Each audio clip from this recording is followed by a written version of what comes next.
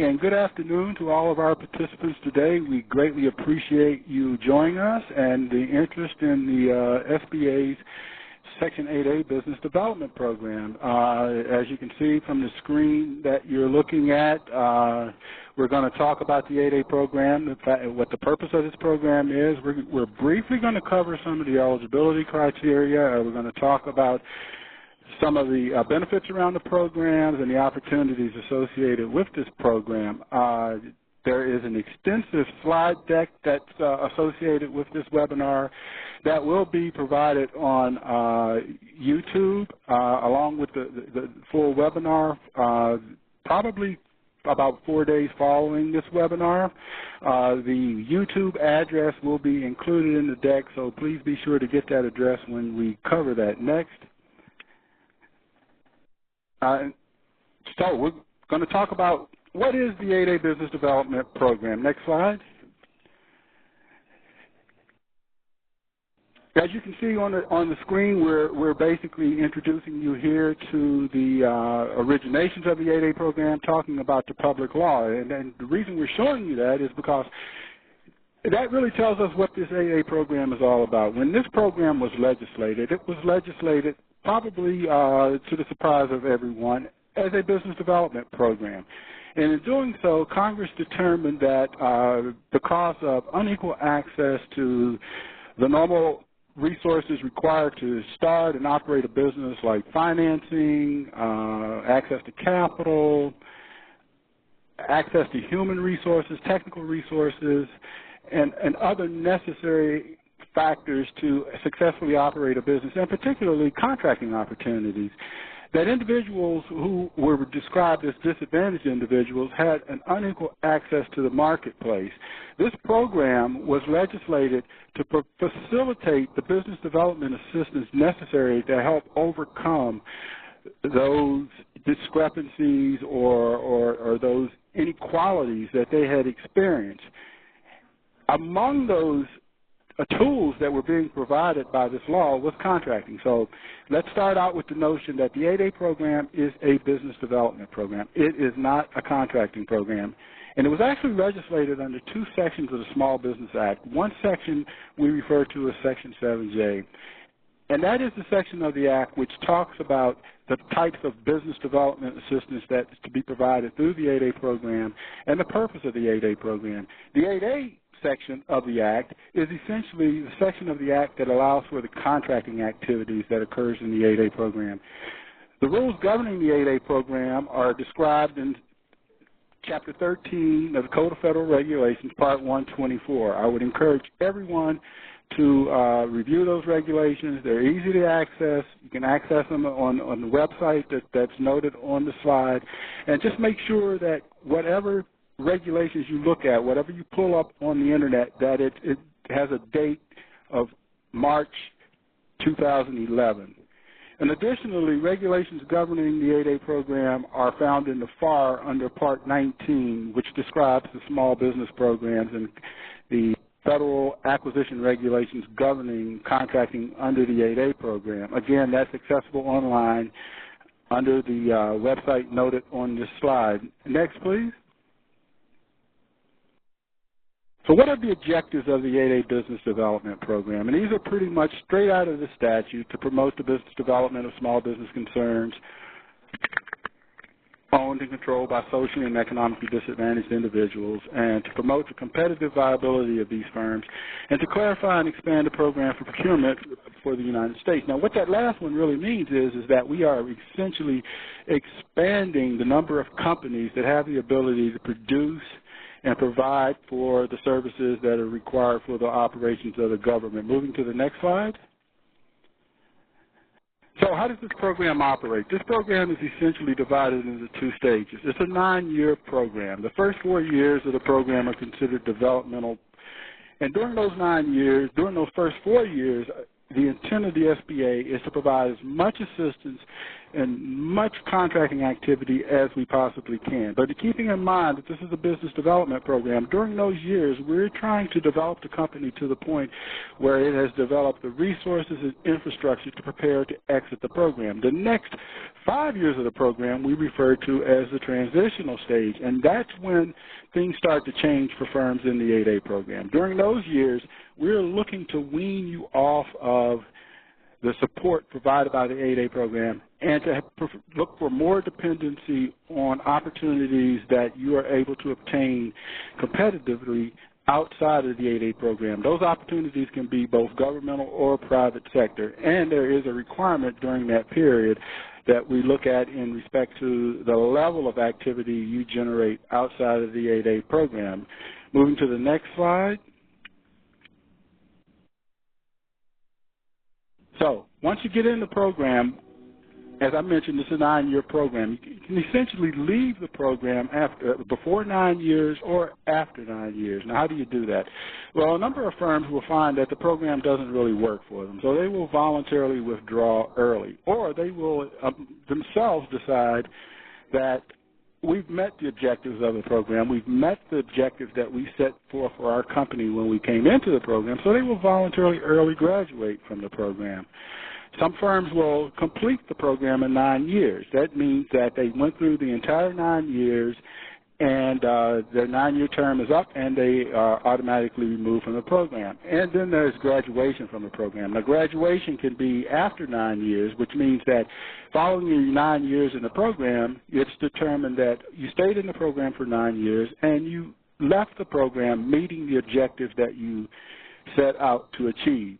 You could be early graduated from the program. Now, that's an action that's initiated by SBA, and when that occurs, it's because SBA has determined that you have met the goals and objectives that you set out to achieve, and you should leave the program early.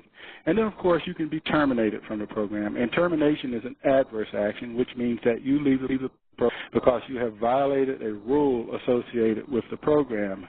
Moving to the next slide.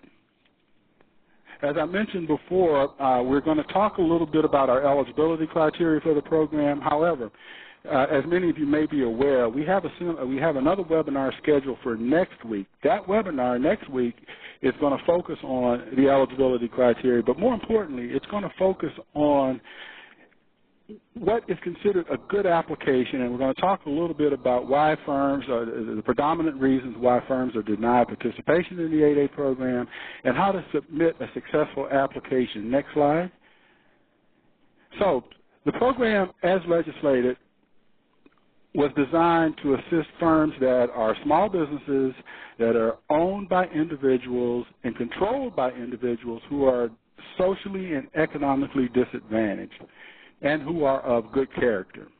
Now, the socially disadvantaged individuals, and this language that you see in front of you is language right out of our statute, is individuals or persons who have been subjected to racial or ethnic prejudice or cultural bias because of their identities as members of groups without respect to their individual qualities. Next slide, please. In legislating this program, Congress decided that certain individuals who were identified as members of certain groups are presumptively socially disadvantaged. And, of course, that list of individuals on the screen in front of you, Black Americans, Asian Pacific Americans, Hispanic, Native Americans, and subcontinent Asian Americans. Those individuals, if you are identified as a member of one of those groups, then you are presumptively disadvantaged. Next slide, please. There are other groups that are eligible to participate in the program. We refer to those as entity-owned organizations, and those are companies that are owned and operated by Alaska Native corporations, tribes, Native Hawaiian organizations, and community development corporations. Today we're not going to focus on those. We're going to focus on the individual eligibility. Next slide, please. Now, the question would be, what if I'm not identified as a member of one of these groups? Am I eligible to participate in this program? Yes, the 8A program, while it is a race-conscious program, it is not a race-based program. So anyone is eligible to participate in the program if he or she believes that they are socially and economically disadvantaged and have been subjected to biased treatment because of some identification of some identifying characteristic. What's an identifying characteristic? It could be a disability. It could be gender. It could be because of long-term residence in a particular area. And in order to establish that you are socially disadvantaged and have been subjected to biased treatment, the legal standard that we apply is preponderance of evidence. So in order to meet that requirement, you need to describe to SBA, based on preponderance of evidence, the experiences that you've had in business, education, employment, or whatever it may be, how you were treated in a biased way, and how it impacted your entry and advancement in the business place. Next slide, please. So what is preponderance? Well, preponderance, as I indicated, is a legal standard, and it essentially says it's evidence of a quality and quantity which leads the decision maker to objectively concluding that the existence of truth of the fact asserted is more probable than not. In other words, it's more likely than not that what you are representing to us is true. Next slide, please. Now, I mentioned that individuals who were members of certain groups were presumptively disadvantaged. No one is presumptively economically disadvantaged. And the economic disadvantaged individuals are socially disadvantaged individuals, and that's important to note that you have to be socially disadvantaged before you can be considered to be economically disadvantaged. And it's those individuals whose ability to compete in the free enterprise system have been impaired due to diminished capital and credit. Next slide, please. Now, we apply certain criteria to determine whether or not you are economically disadvantaged. And these next few screens, which I'm going to go through very quickly, describe the criteria that we apply to an application when you are the initial application for 8A eligibility. First thing we look at is your net worth. And what we look at is individuals who have a net worth of less than $250,000. And you can see on your screen, we exclude certain things. We exclude the equity in your primary residence. We exclude the equity in the business that's applying to participate in the program. We exclude retirement accounts that are subjected to penalty for early access. And if your adjusted net worth after those exclusions is less than $250,000, you pass the first test. The next slide describes the next test, and that's your personal income. And when we look at personal income, we look at an average of personal income, and we look at a 3-year average, and it may not exceed $250,000. Now, it's important to note here is that if you are operating a company that is a pass-through organization, like a partnership, an LLC, or a subchapter S corporation, we also look at the distributions that may be passed through to you out of those companies. And depending on how you handle those distributions, they may impact your 3-year average income. In other words, if you are getting pass-through income, and if that income exceeds the amount that's due in terms of taxes on the earnings of the company or your share of the earnings of the company, then we will consider that as part of your personal income. Now, on the next slide, we look at total assets. So we look at personal net worth, we look at personal income, and we look at total assets. And as you can see, including all the exclusions, less the retirement account, if your total assets don't exceed $4 million, then assuming that you meet all 3 tests, more than likely we would consider you to be economically disadvantaged. Next slide, please. So, looking at those same numbers, after you enter the program, then those numbers change. For continuing eligibility in the program, using the same approach that we use for program entry, your net worth figures that are allowable for continuation in the program, $750,000. The total assets goes to $6 million, and your personal income goes to $350,000. Next slide, please. As I mentioned when I described the eligibility for the program, good character. Next slide. This is an important one to note for you, and I'm not going to read through all the requirements. I mean, you can see that. But we look at things, when we look at character, we look at any adverse information related to any criminal conduct, where you may have had a prior relationship with SBA if there were a violation of any SBA regulations, whether or not you or a company you are associated with or have been debarred or suspended,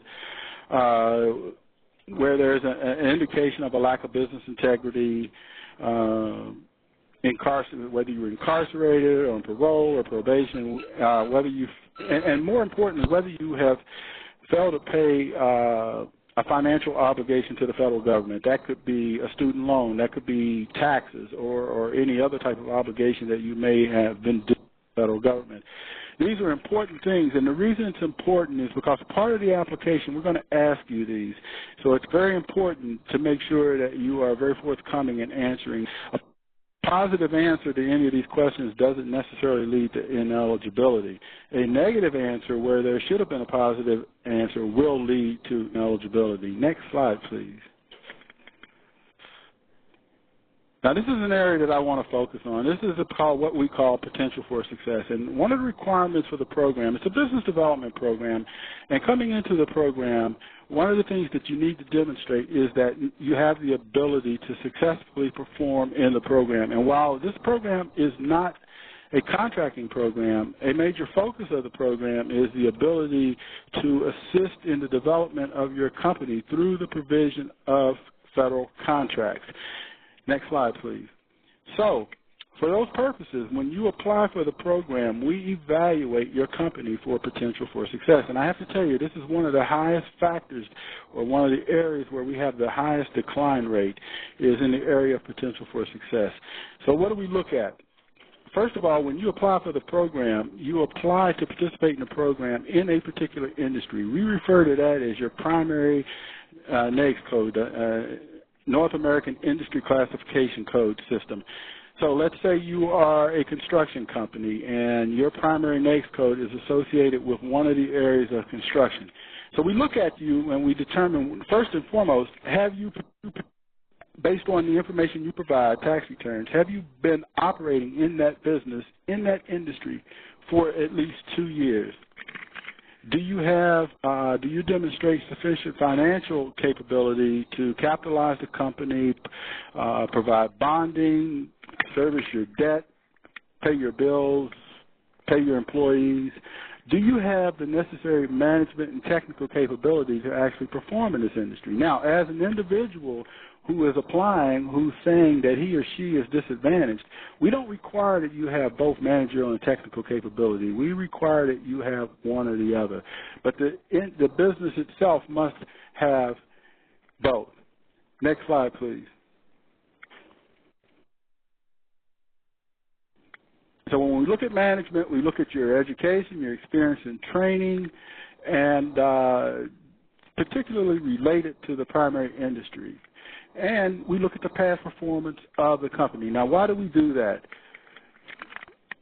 When you enter into a contract under the 8A program, in fact, SBA is the prime contractor. And as you probably know if you're familiar with federal contracting, to perform on a federal contract, you must demonstrate responsibility. That would be the ability to manage the contract, to provide the services, to produce the products, and to meet the financial requirements of performing that contract. Those are issues of responsibility. When SBA, as a prime contractor, accepts a contract into the 8A program, it is asserting its responsibility to perform based on your capability. So that's what makes potential for success requirement extremely important to firms coming into the 8A program. Next slide, please. So one of the things that I mentioned before is that there is a requirement that you be in business for at least 2 years. Next slide, please. Now, let's assume your company has not been in business for 2 years. We do have waiver criteria, and if you are applying to participate in the program and you've not been in business for 2 years, you have to request a waiver. And these slides describe what we look at in respect to waiver criteria. So as you can see, we're looking for the individual or individuals upon whom eligibility is based have substantial and demonstrated business management experience. That the firm, when we refer to the applicant, we're referring to the firm, has demonstrated technical expertise. In other words, that you've got the past performance, and that you have wherewithal within your organization to meet the technical requirements associated with the industry in which you are operating. That you have adequate capital. Next slide, please. As I mentioned, that you have a record of successful performance on contracts from government or non-governmental sources in your primary industry, and that you have the wherewithal and can demonstrate the wherewithal to obtain the necessary resources to perform the contract. That's personnel, facilities, equipment, and any other thing that you might need to perform on a particular contract. Next slide, please. Talked about ownership and the company needing to be owned by individuals who are socially and economically disadvantaged. Next slide. Our requirement is that at least 51% unconditional ownership by a disadvantaged or disadvantaged individuals. Now, what do we mean by unconditional? That means that you must have direct rights to that ownership. It can't be conditioned on any other terms and conditions, and that you have the right to 51% of the distribution profits, and that 51% is not otherwise encumbered. If you have a partnership agreement, the agreements must reflect that you have 51% unconditional ownership. Same thing is true with limited liability companies. Next slide, please. We talk here about the corporations and the ownership requirement for corporations. We talk about the 51% of each class of voting stock and then 51% of all outstanding stock. Now, one thing important about stock options, if you have individuals involved in your company who are not disadvantaged individuals and they have stock options, we will consider those stock options at the time of eligibility as though they have been exercised. So what that means is that if you apply and you say you own 51% of all the stock and you have a non-disadvantaged individual who owns 49% of the stock, but they have options to acquire additional stock that may not have been issued at the time of application, we will consider those options as being exercised and calculate your ownership based on the impact of those options. On the other side of the coin, if you have stock options, we will not consider those to be exercised. Next slide, please.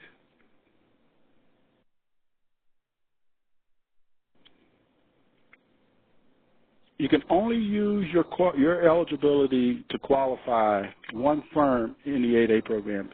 So when you apply to participate in the 8A program, if you say that you are disadvantaged and you exercise your disadvantaged status for the purpose of qualifying a firm, you can only use it one time. You cannot use your eligibility status to qualify a second firm or participate in a second firm as a disadvantaged individual. So, or you could have an individual who owns 49% of your company who is a member of one of the designated groups. If that individual doesn't use his or her disadvantaged status to qualify that firm, that individual is considered to be a non-disadvantaged individual for the purpose of participation in the program. You also want an important point on this slide is that if you have an immediate family member who currently owns or previously owned an 8A company, you may not be eligible to participate in the program. There is not a strict prohibition against it. However, we look at that relationship between your family member and the existing 8A company or the former 8A company, and where we find that there are relationships, contractual or otherwise, where you may have been a former employee or an officer or a director in that company, even though you didn't use your disadvantaged status, we may find that there are relationships that exist that would preclude you from participating in the 8A program. Now, what we are basically saying is that if what the regulation says in this regard is that there is a compelling consideration that if you have a relationship with a former family member, that you would not be eligible to participate in the program. Now, that can be waived. That can be waived by the Associate Administrator for Business Development, which happens to be me. And in waiving that, I'm looking at prior connections and relationships associated with that particular company and that particular family. Next slide, please.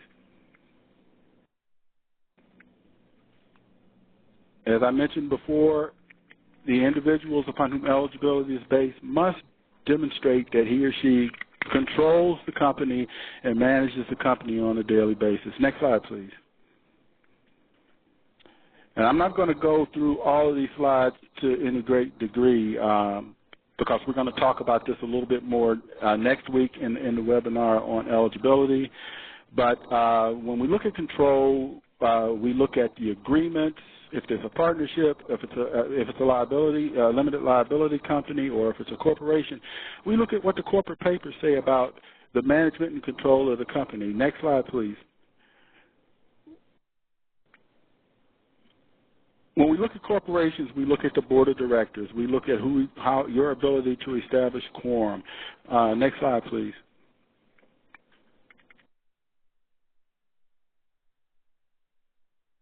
One of the things, and again, I'm not going to get into great detail about this, but when we look at corporations and in respect to voting, and if you're voting stock or if you're voting on a board of directors, we're looking for disadvantaged individuals to have the ability to exercise control. Where you have provisions that would allow non-disadvantaged individuals to have an equal vote, then we would find that to be negative control. One thing I would encourage you to do here, and you're going to hear this next week, is to make sure that when you apply for the program that you read the provision in your corporate governance or your partnership agreements to ensure that if you are the disadvantaged individuals, that you have the ability to exercise control over the day-to-day operations and the management of the company. Next slide, please.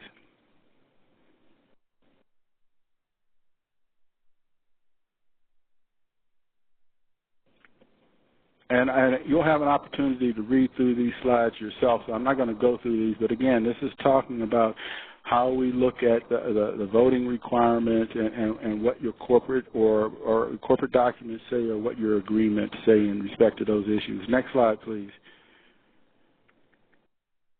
No, next slide, please. What constitutes control? When we look at control, we look at the positions that are held by disadvantaged individuals.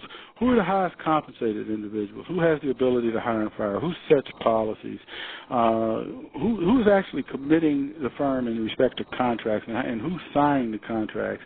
And who has control over the budget and financial matters of the company? Next slide, please. Next slide.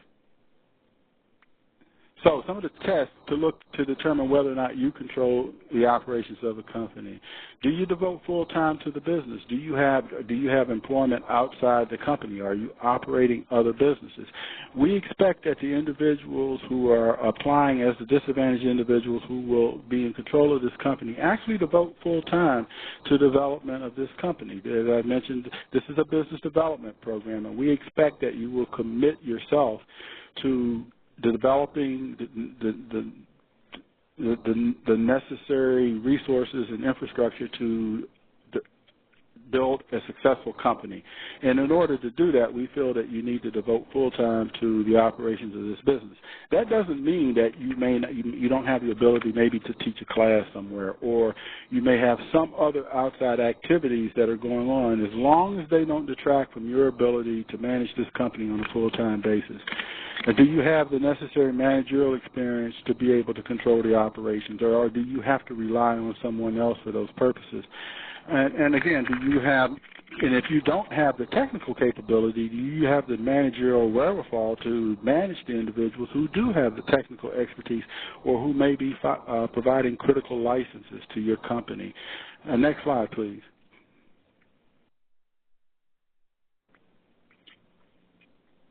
Do non-disadvantaged individuals have the ability to control your firm? Next slide, please. Now, this is one of the things that SBA pays a lot of attention to. Next slide, please.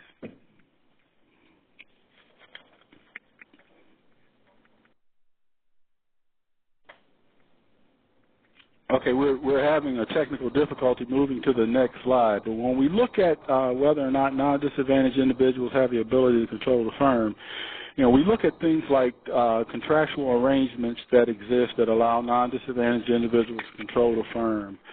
Or is a non-disadvantaged individual involved in your company a previous employer or supervisor, and does that individual hold licenses that are critical to the company or have an equity interest in the company? Do they provide bonding, Are they leasing facilities to you, or do they have unlimited access to bank accounts? Are they providing critical financing? Do they control loan arrangements? So we look at those things, and not one of those things alone would necessarily make you ineligible. We look at the totality of those circumstances when we look at that issue. And we look at size.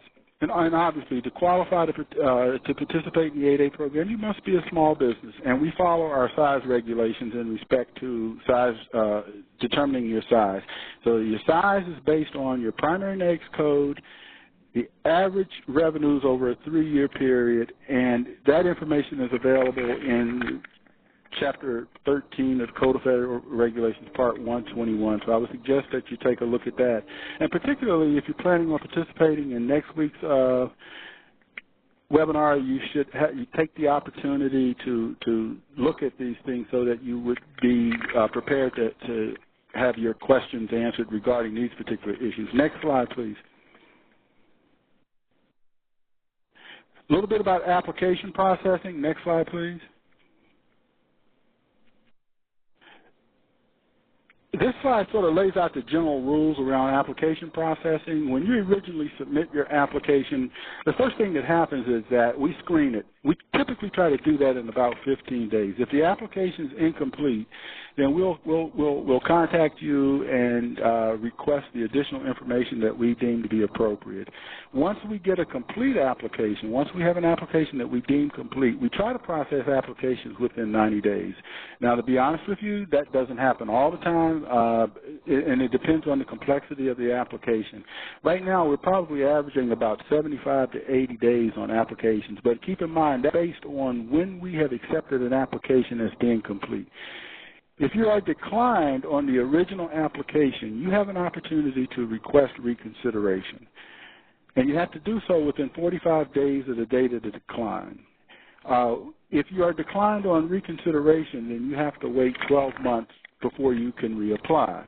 If we decline you either on initially or on reconsideration on issues related to social disadvantage, ownership, or control, you have the ability to request a reconsideration, or you have the ability to submit an appeal to our Office of Hearings and Appeals, and we'll talk a little bit more about that next week as well. Next slide, please.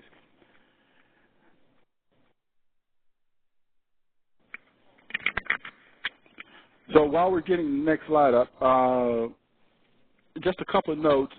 There are certain businesses that are ineligible to participate in the 8A program. Brokers are ineligible. In other words, if you are not taking possession of goods, if you're not selling goods in the normal course, you would be considered a broker, and that firm would be ineligible. If you've been debarred or suspended, you would be ineligible. Nonprofit organizations are ineligible.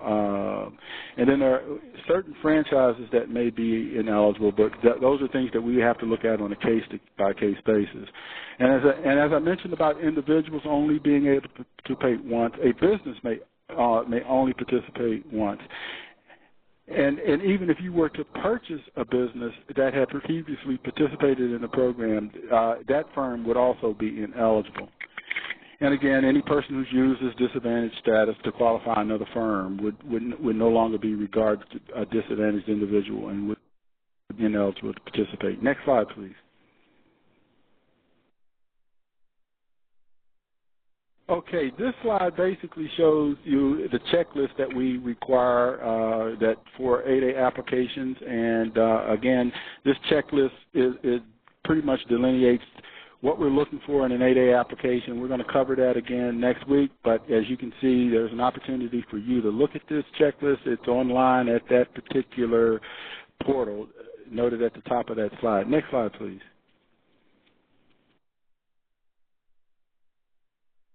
Next slide, please. These next couple of slides actually identify the application process. Again, I'm not going to go through these. You'll have an opportunity to review those. Next slide, please. Next slide, please. This next slide basically talks about where and how to file your application. Again, this will be covered in our webinar next week. Next slide, please.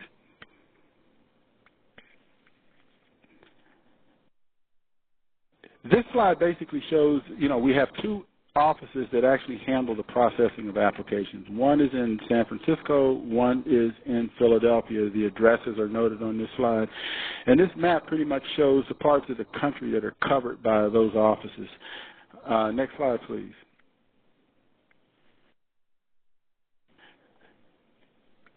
So I want to go back for a minute real quick and talk about potential for success around this program and the purposes of this program. I talked a little bit about being what we look at in respect to your ability to successfully perform in the 8A program, and particularly in respect to the ability to take advantage of the contracting opportunities associated with the program. So the first thing that you want to do is when you go back and look at the requirements that we have in place for potential for success in the areas that we assess, and the ability for you to be successful in this program, keeping in mind that it's a 9-year program, the question that you should ask yourself is, are you really ready to participate in the program? It's a 9-year program. 9 years goes very quickly. And one of the things you want to do when you come into the program is to hit the ground running. So the question that you should be asking yourself is, am I really prepared to take full advantage of this program? And if not, what are the things that I need to do in respect to my company to be prepared to get into the program? And as I mentioned before, there's a concept out there that this is in the contracting program, and it's not. And it's not a loan program. And another question that pops up routinely is, do we have to pay somebody to apply to get into the 8A program to get approved or to get contracts after approval? Next slide, please. So the first answer is no, it's not a contracting program. We talked about that. And no, it's not a loan program. And the program is about business development, and contracting are just one of the tools that we provide for getting into, for purposes of helping to develop your company. Next slide, please.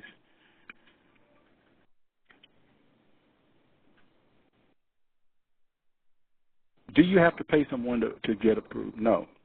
And I will tell you from personal experience that probably one of the best experiences that you'll have as a business person is actually sitting and reviewing the requirements of an 8A application and actually preparing it.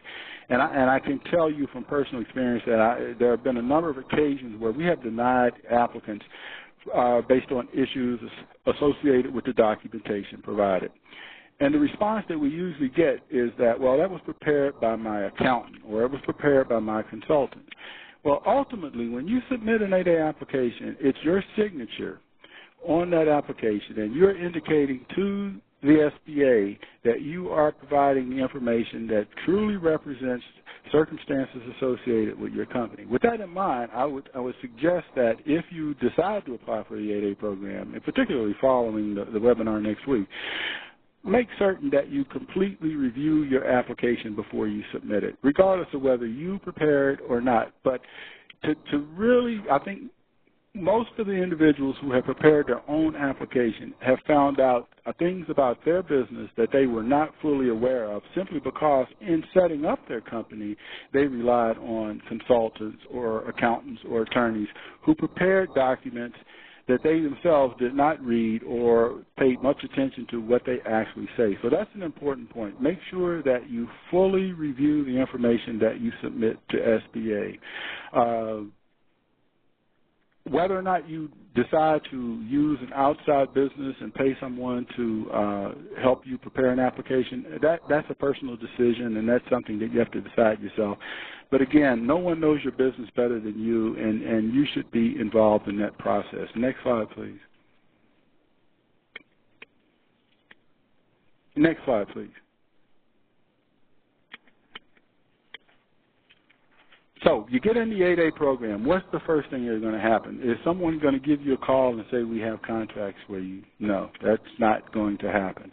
Do federal government agencies have to give you contracts because you're certified? No, they do not. And is it possible that you might not get a contract, and if so, can SBA extend your term in the program? No, we cannot. And that's an important thing to note at this point as well. It is a 9-year program. The 9 years is set by the statutes governing the program, and SBA does not have the authority to extend the term. And going back again to being prepared and ready to get into the program. It is an opportunity to really grow your business, to develop the necessary infrastructure and performance capability to be a successful operation beyond the 8A program, and getting in the program at a time when you can take full advantage of it is very important. Next slide, please. I think the important thing on this slide is that if you look at the percentages of firms that receive contracts in the program, as I mentioned, we have a lot of applicants, and we get a lot of firms approved for the program. And while they meet the basic eligibility criteria, they are truly not ready to participate in the program. Based on the regulations, we don't have the authority to preclude those firms from participating in the program. And the consequences of that are basically depicted in these ratios. About 40% of the firms who get in the program receive contracts. About 60% of the firms never receive a contract over the 9-year period. Next slide, please. So with that in mind, the 8A certification is really, my employees describe it as like a fishing license. And just because you have it doesn't mean you're going to catch a fish. Next slide, please. So what type of assistance do we provide to people who are approved to participate in the program? Next slide, please. Once you are approved for the 8A program, you are assigned to a district office that is responsible for servicing companies in the area in which you are located. And under the program, you are assigned to what we refer to as a business opportunity specialist.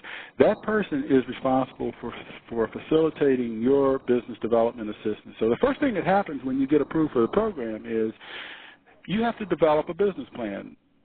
My suggestion is that you prepare a business plan before you apply for the program so that you can understand what your needs are and what you expect to receive from the program. Now, what you should expect from SBA is that you are assigned an individual who will help you facilitate those needs. Now, how do we do that? We have a program called the 7J program, which allows us to provide you professional consulting assistance. The business opportunity specialist will work with you to facilitate meeting your financial needs. And we use our resource partners to assist us in helping you with business planning, with marketing planning, contracting assistance, and any other area of your business that needs assistance. Our most common resource partners that help are the Service Corps Retired Executives. We refer to that as SCORE. The Small Business Development Center is one of our very active partners located all over the country. Our Women Business Centers provide business development assistance, and the Procurement and Technical Assistance Centers are excellent resource partners in helping you identify contracting opportunities and preparing to be successful in the federal marketplace. Next slide, please. So what are the responsibilities of this business opportunity specialist that I referred to? Next slide, please. Their primary responsibility is to help you to develop your business plan, to review your business plan, to determine what your needs are in terms of development, make you understand how to market your company, what resources you need to be competitive in the federal marketplace, to help you identify opportunities, to understand how to do research about identifying opportunities in the federal marketplace, keep you apprised of opportunities that they become aware of, and communicate with procuring activities on a regular basis to maximize the use of the 8A program, and not necessarily specifically just your firm, but all the firms that they are responsible for. Next slide, please. So we talked about your business plan. When you get approved for the program, the first thing that's going to happen is they're going to contact you. They're going to give you an orientation, and then they're going to sit down with you, and they're going to try to help you identify strengths and weaknesses. And they're going to help you try to develop a plan in overcoming those strengths and weaknesses. And that business plan is updated on an annual basis. Every year you have to submit an annual update to your business plan. And again, they look at your progress. They look at what they need to do to help you going forward. One of the things that I would advise you to do is that this is a program that you have to take full advantage of. You can't wait for someone to reach out to help you. You have to let this person, this business opportunity specialist, know what your needs are and be proactive about seeking assistance with your needs. Next slide, please. Next slide, please. Just a little bit about 8A contracting. In the 8A program, contracts are made available on two bases. One is sole source, one is competitive. Next slide, please. Any contract, including options for manufacturing, if it's $6.5 million or less, it's eligible for a sole source award. If it's for any other service or construction, if it's $4 million or less, it's eligible for a sole source award. Next slide, please. Contracts that are offered to SBA by agencies that exceed those thresholds are awarded in the 8A program on a competitive basis where only 8A firms are allowed to compete. And in these instances where these contract opportunities exceed those thresholds and there are at least two, in order for it to be an 8A competition, there have to be at least two eligible 8A companies to bid, and the offers must be fair and reasonable. No different than any other federal contracting opportunity for small business. Next slide, please.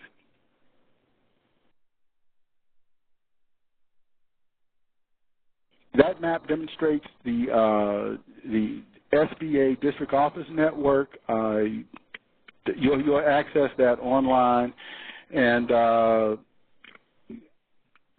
by doing so, you can contact our local offices and find out when they are going to have seminars about the 8A program or any other type of service that the SBA may provide. I would strongly encourage you to contact your local office about upcoming seminars regarding the program and to get some hands-on assistance. Next slide, please. This slide basically talks about our government contracting classroom. One of the things that we try to do is to help people prepare for the federal contracting arena, and we have a number of classes that are associated with government contracting opportunities. I would strongly encourage you to take a look at this as well. Next slide, please.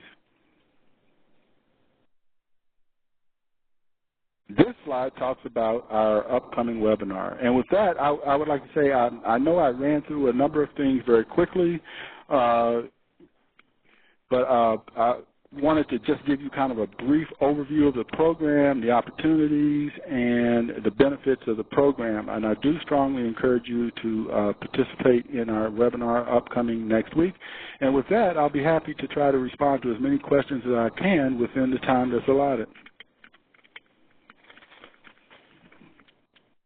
Okay, so I've got a list of questions here, and I'm going to try to go through these as quickly as I possibly can. Can you reapply for the program after a voluntary withdrawal? The answer to that, unfortunately, is no. Remember, I indicated that you can only use your eligibility as an individual once, and your business can only participate in the program once. Next question. While determining eligibility for the 8A program, are you separately examining each person who has ownership in the company or just one? We are examining each individual who has ownership in the company. That would be any individual claiming to be economically disadvantaged would have to meet the social and economic disadvantage criteria. Depending on that individual's particular position in the company, we would determine his or her suitability in respect to their experience and capabilities.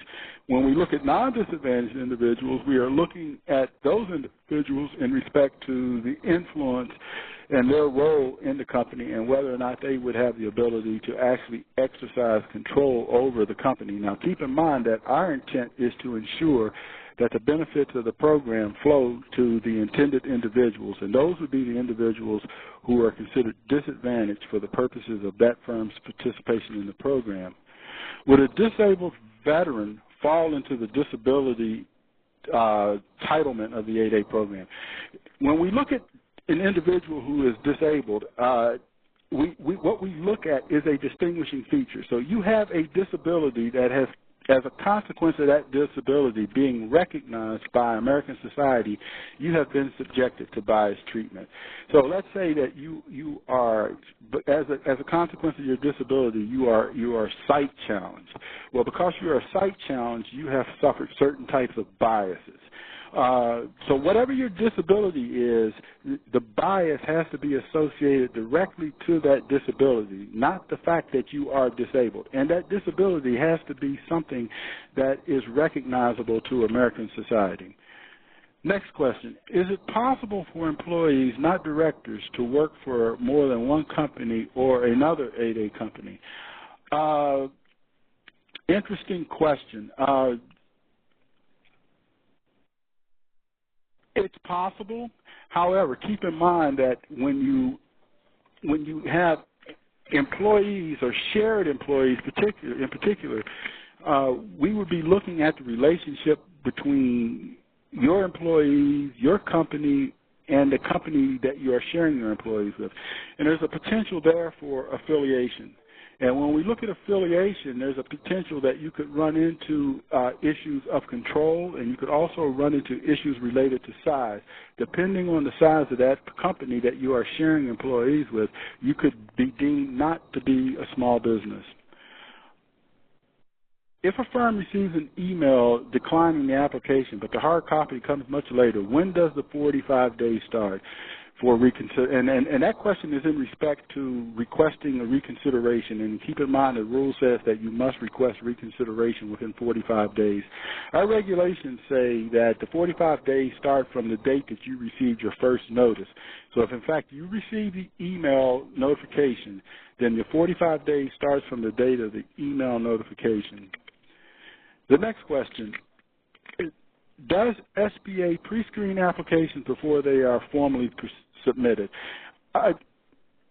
There is no formal process for pre-screening an application, but that doesn't preclude you from contacting your local SBA representative and asking them to sit down and help you review your application. Most of all of our field offices in our BOSs are more than happy to sit and talk to you about the requirements for the 8A program and give you recommendations and suggestions in respect to what you're submitting. So while there's no formal process for that, that is a service that you would be able to obtain through your local SBA district office. Question regarding economic disadvantage. Does the $250,000 in net worth for husband and wife, where only one is the owner of a corporation, should be considered with 50% of the net worth, or it includes both persons' net worth? We only look at the net worth of the individual that's applying. So in other words, when you apply, you will submit a separate financial statement for you and your spouse. If your spouse is not claiming disadvantage or not otherwise involved in the business, we don't consider that individual's net worth unless he or she has some type of equity interest in the company or is in some way facilitating the financial needs of the company or otherwise providing some support for the company. If we find that that company, that your spouse is somehow guaranteeing loans for you or providing financial assistance, we will consider that person's financial resources. When you prepare your financial statements, and depending on how you manage your home affairs, your mortgage, for instance, you would simply divide it in half. You would divide the mortgage balance in half, and you would divide the value of the business in half, and you would provide that on separate financial statements. If a firm receives, okay, we read that's the second. Someone repeated that question. Is there an expedited review process? We try to expedite every review process, but there is no special expedited review process. Are there restrictions on location of 8A companies? Specifically, are there any restrictions on how close 8A companies can be in proximity to each other? For example, if a tribe owns 2 companies, can those companies share an office space? First of all, no, there is no restriction on proximity of 8A companies. And if you're an entity-owned company, because the way the law reads, the law basically says that if a tribe or an Alaska Native corporation owns more than one 8A company, they are not considered affiliated because of the common ownership. So there wouldn't necessarily be any prohibition against them being housed in the same facilities. Final question. I think I'm running out of time here. Are there contracting value limits to the 8A program? Yes, there are, and basically associated with sole source contracts that over the period of participation in the program, $100 million. So with that, again, let me thank you for taking time to participate today. I know we covered a lot of material. I'm hoping that you will take the opportunity to review these slides once they are posted on the internet, and to the extent that there were questions that were not answered over the phone, we're going to get answers out to those questions, and we'll make sure that all participants receive a copy of those answers. Again, thank you very much, and I hope you have a great day. And by the way, if in fact you do have additional questions, feel free to submit those questions to 8aquestions@sba.gov. That's 8aquestions@sba.gov. And again, thank you very much.